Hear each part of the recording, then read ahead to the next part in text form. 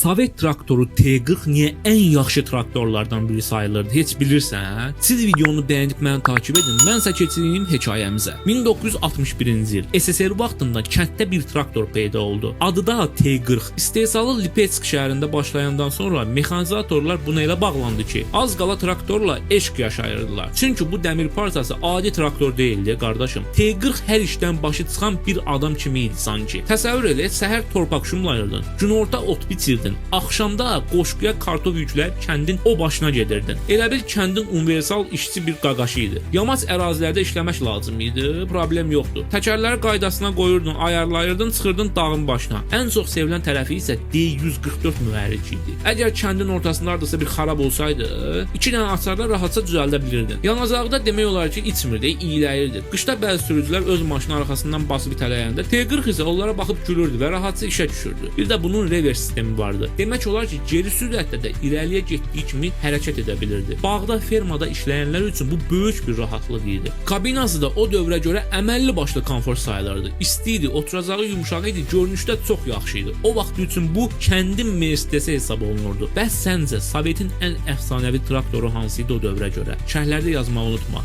Bəs növbəti video hansı texnikaya gəlsin? Bunu da yazın. Və sonda o əsrarəngiz barmaqlarınla videonu bəyənib kanalıma abunə olmağı unutma.